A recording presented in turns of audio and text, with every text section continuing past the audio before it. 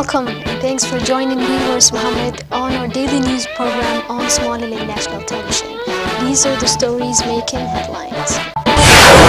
President of Somaliland and his cabinet take part in the parade of 18 May in the capital. Somaliland's National Day is celebrated in the country and abroad.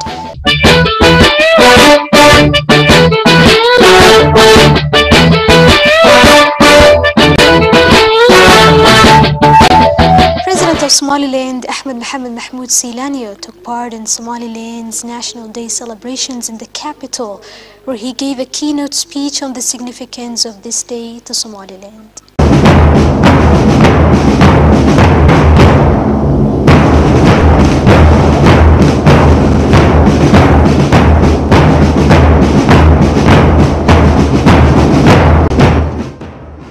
The President of Somaliland was accompanied by the Chairman of Somaliland's House of Elders, Salaiban Mahmoud Aden, First Speaker of the House, Basha Farah, Cabinet members, traditional leaders, and high-profile governmental officials.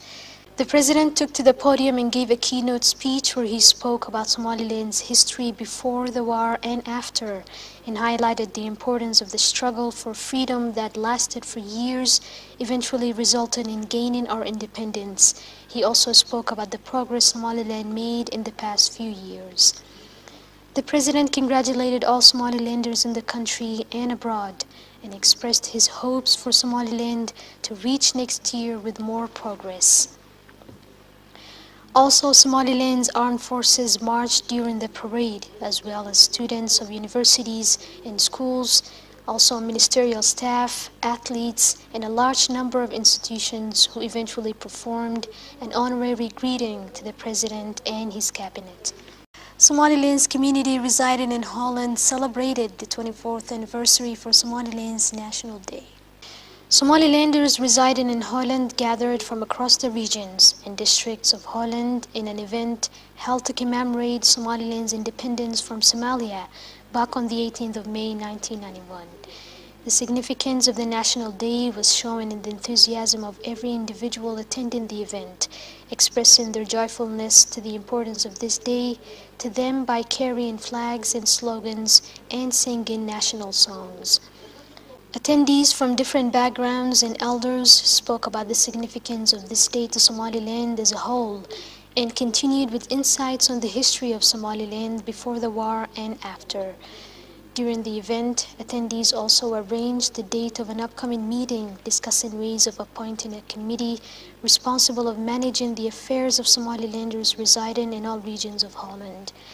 The event also had in attendance members of organizations responsible of assisting the Somalilanders residing in that country.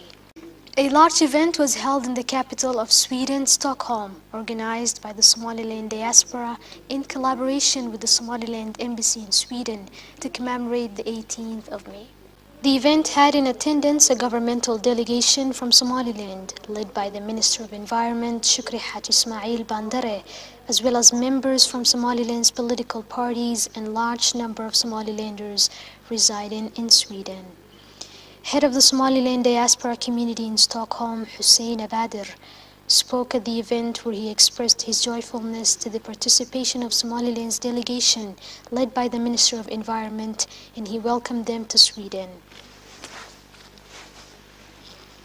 He also expressed his appreciation to the participation of all Somalilanders from all backgrounds in this celebration.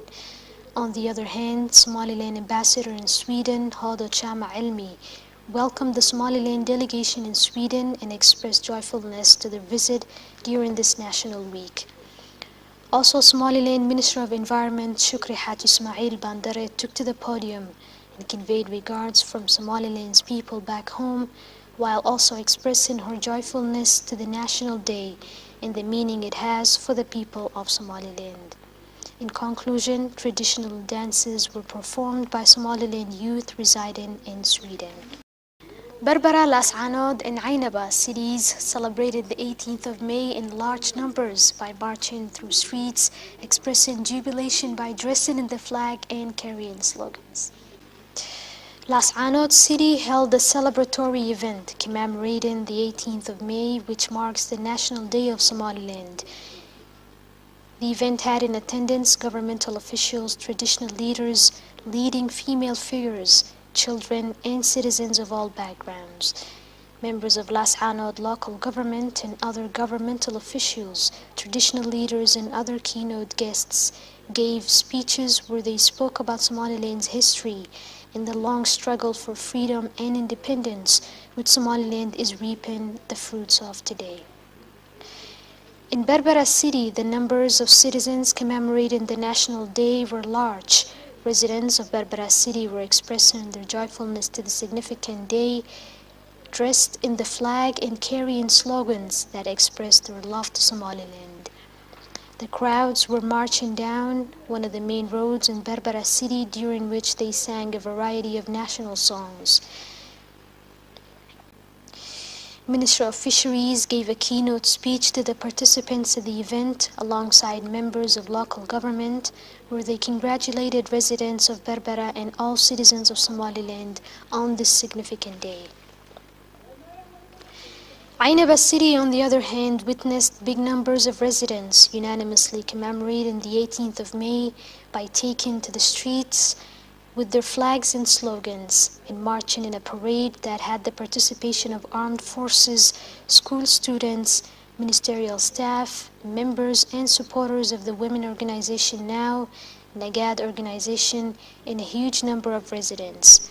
The event conclusively witnessed the performances of traditional dances and other expressions of the Somaliland culture. That's all the news for now. Thanks for watching and catch us tomorrow at the same time. Until then, happy 18 May.